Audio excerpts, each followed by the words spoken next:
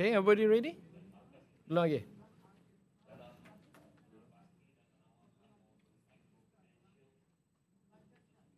Semua siap? Okay. Press statement on the escalation of conflict in West Asia. I will read the English version and then I'll invite YB Suhaimi to read the Malay version. The Select Committee on International Relations and International Trade of Parliament Malaysia, comprising of the following committee members: myself as the chair, YB William Morgan as the vice chair, Datuk Muhammad Andy Suryadi, Tuan Chong Jermin, Tuan Lee Chuan Howard, Tuan Haji Aminul Huda is here with us, Datuk Wira Ku also here on my right, and then Tuan Wan Ahmad Faisal, who is not here, but he signed on to this. YB Suhaimi, Puan Shelina, Tuan Haji Muhammad Ismi, and also Datuk YB Datuk Muhammad Bakhtiar. Okay. This is our statement. We condemn and expresses great concern over the recent military strikes by the United States and Israel against the Islamic Republic of Iran, and the subsequent retaliatory attacks by Iran across parts of West Asia. The committee reaffirms Malaysia's long-standing position that the sovereignty and territorial integrity of all states must be respected, and that the use of force in international relations is governed strictly by the United Nations Charter and established principles of international law. In particular, Article 2.4 of the UN Charter clearly prohibits the threat or use of force against the territorial integrity or political independence of any state. This prohibition is a foundational pillar of the post-1945 international legal order. Any military action must therefore fall within the narrow exceptions recognized under international law, namely the inherent right of self-defense following an armed attack, as provided under Article 51 of the Charter, or when authorized by the United Nations Security Council. In this regard, we note in particular the attack on Iran, which triggered the current conflict, to be a clear violation of the ban on the use of force under the UN Charter. We endorse or normalize the use of force outside these established legal parameters risk undermining the rules-based international system upon which global peace and security depend. Further escalation will only deepen instability and place civilian lives at the greater risk. All parties must therefore exercise maximum restraint and refrain from actions that could widen the conflict. Lasting security cannot be achieved through unilateral military measures, but through sustained dialogue, diplomatic engagement, and full respect for international humanitarian law and the peaceful settlement of disputes. The Parliamentary Select Committee stands with the government's position as articulated by the Ministry of Foreign Affairs, which upholds neutrality and restraint. Saya akan menjemput YB Suhaimi untuk baca versi bahasa Malaysia. Please. Terima kasih YB pengurusi Tuan Wong Chen. Jawatan kuasa pilihan khas hubungan antarabangsa dan perdagangan antarabangsa yang terdiri daripada ahli-ahli jawatan kuasa seperti yang mana yang disebutkan oleh Tuan Presiden tadi, mengecam dan menyatakan kebimbangan yang amat serius terhadap serangan ketenteraan terkini oleh Amerika Syarikat dan Israel terhadap Republik Islam Iran serta serangan balas susulan oleh Iran di beberapa bahagian di Asia Barat.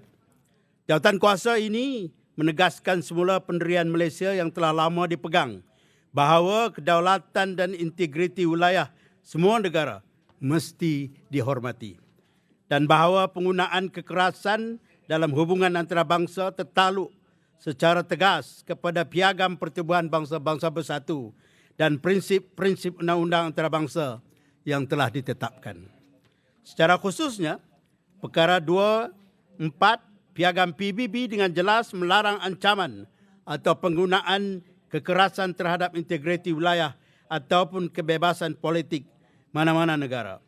Larangan ini merupakan tunggak asas kepada tata tertib undang-undang antarabangsa pasca 1945. Oleh itu, sebarang tindakan ketenteraan mesti termasuk dalam pengecualian terhad yang diiktiraf di bawah undang-undang antarabangsa, iaitu hak pertahanan diri yang sedia ada susulan suatu serangan bersenjata sebagaimana yang diperuntukkan di bawah perkara 51 piagam tersebut, atau apabila dibenarkan oleh Majlis Keselamatan Pertubuhan Bangsa-Bangsa Bersatu. Dalam hal ini, kami khususnya mengambil maklum bahawa serangan terhadap Iran yang mencetuskan konflik semasa ini merupakan satu pelanggaran yang jelas terhadap larangan penggunaan kekerasan di bawah piagam PBB. Menyokong atau menormalkan penggunaan kekerasan di luar parameter perundangan yang telah ditetapkan ini bersiko menjejaskan sistem antarabangsa berasaskan peraturan yang menjadi sandaran kepada keamanan dan keselamatan global. Eskalasi lanjut hanya akan memburukkan lagi ketidakstabilan dan meletakkan nyawa orang awam pada risiko yang lebih besar. Oleh itu, semua pihak mesti mengamalkan tahap pengekangan yang maksimum dan menahan diri daripada tindakan yang boleh meluaskan konflik. Keselamatan yang berkekalan tidak dapat dicapai melalui langkah ketenteraan unilateral, tetapi melalui dialog yang berterusan. Penglibatan diplomatik serta penghormatan penuh terhadap undang-undang kemanusiaan antarabangsa dan penyelesaian pertikaian secara aman. Jawatan kuasa pilihan khas Parlimen ini berdiri bersama-sama pendirian kerajaan sebagaimana yang dinyatakan oleh Kementerian Luar Negeri yang menegakkan prinsip berkecuali dan pengekangan. Terima kasih. Kita buka untuk soalan.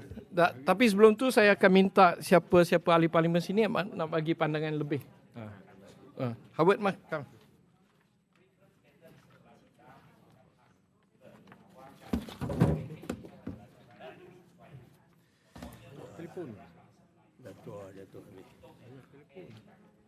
Salam sejahtera, Ibu Timur. I'm going to speak in English because I think my honourable friends have spoken in the national language, and I just want to add some finer details that may be missed by others. At the end of the 19th century, during the Meiji Restoration in Japan, the Americans saw a great military-industrial complex interest there in training the Japanese army and selling them all sorts of weapons. What essentially even happened was the Americans even sent Japanese generals to West Point to be trained. And what happened on the back of that was, at the end of the World War I, the Japanese used those weapons, used those training, and used all the expertise acquired from West Point, from the Americans, and went to attack their neighbors, Manchuria, China, Korea, etc., etc. And on the back of that, we saw oil embargoes, Japanese assets being frozen, and also all sorts of export limitations and controls after that. And eventually we knew through history what happened. Pearl Harbor happened. In the 50s, a democratically elected government in Iran had this radical idea that the oil under the grounds of Iran is owned by the Iranian people and not by the Brits. So what the Brits did, they went to their friend, their ally, the United States, again, to say that no, this oil is owned by the British and the Empire. So regime change happened, led basically a deposing or a regime change was essentially happened, kick-started by the Brits, but essentially using American weapons and American army to depose and overthrow and install the Shah of Iran. The Shah of Iran killed people. People didn't like it. The Iranian people didn't like it. And the Shah was overthrown. The Ayatollah came in. The Islamic Revolution happened through the Islamic Revolution. So if we fast forward a little bit more, in the 70s, because the Americans didn't like, because it was the Cold War, the Americans didn't like the Soviets to win in Afghanistan, What happened was CIA gave equipment, sponsored training to a group of people called the Mujahideen to fight the Soviets. Guerrilla warfare tactics were taught, equipment were being sponsored, terrorist tactics and bomb building was given in terms of expertise to the Mujahideen. And when the war was over, what happened was the Mujahideen evolved into Al-Qaeda. And we know what happened after that. Trained by the US, but it came back to bite the backside of the US during 9/11. In the 1980s, Iran became a threat in the Middle East. America needed some bouncers, and America needed some proxies to go and hit on Iran. So, funded Saddam Hussein, pushed Saddam Hussein into power. And that happened, gave weapons to Iraq to fight Iran. And at the same time, there's something called the Contra scandal, the Iran Contra scandal. Reagan also sponsored the Iranians to fight back against the Iraqis. We knew what happened there. The Gulf War happened. And that kind of left Saddam Hussein with the fourth largest army and the fourth strongest army in the world. That's the First World War. They then went on to attack Kuwait. They didn't knock that out. And then that went on to bring in 9/11. 9/11 happened. So what we're seeing now is a continuation of when they went back to Afghanistan. We knew what happened in Afghanistan. We know what happened and still happening in Afghanistan.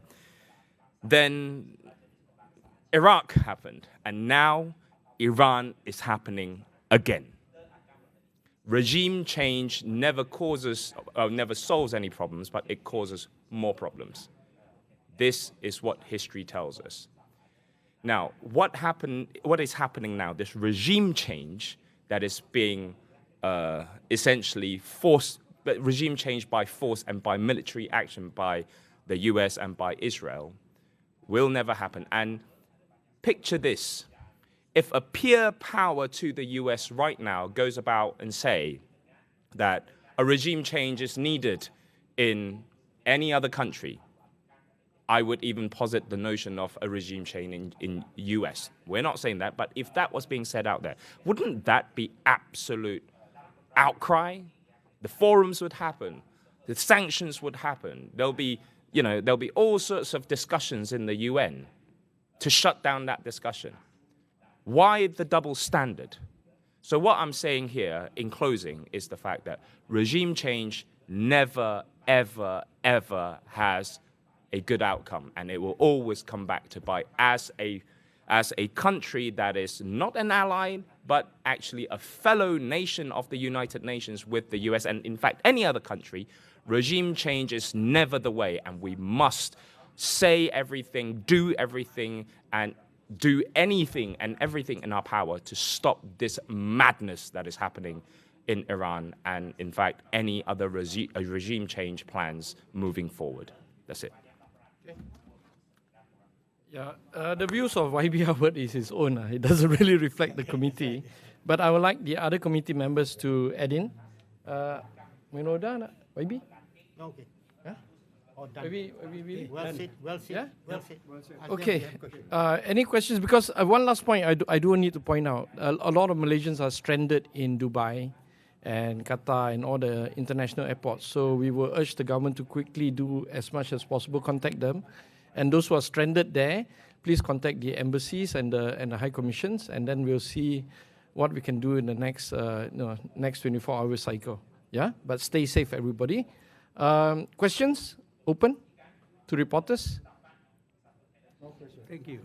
Yeah, I think the main point made by Howard is absolutely true. Regime change is something that we not condone in our committee. Yeah? Thank you so much. And then we would like to invite YB Zahir as the Friendship Group Chairman for APPGM, right? No. Friendship Group for West Asia. Yeah, please. Okay. All right. Okay. We leave the stage, unless you want to stay back.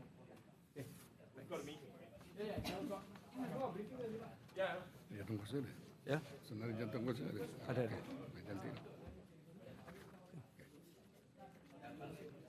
Assalamualaikum warahmatullahi wabarakatuh.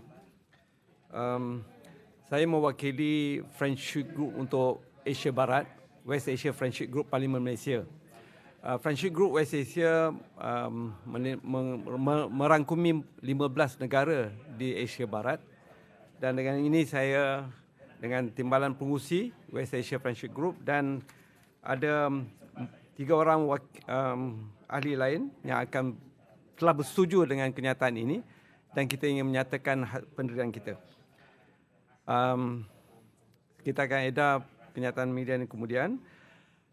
Kita mengecam sekeras-kerasnya serangan yang dilancarkan oleh rejim Zionis Israel terhadap Republik Iran yang jelas merupakan satu tindakan agresif, provokatif dan tidak bertanggungjawab, serta berpotensi mencetuskan ketidakstabilan yang berpanjangan di rantau Asia Barat.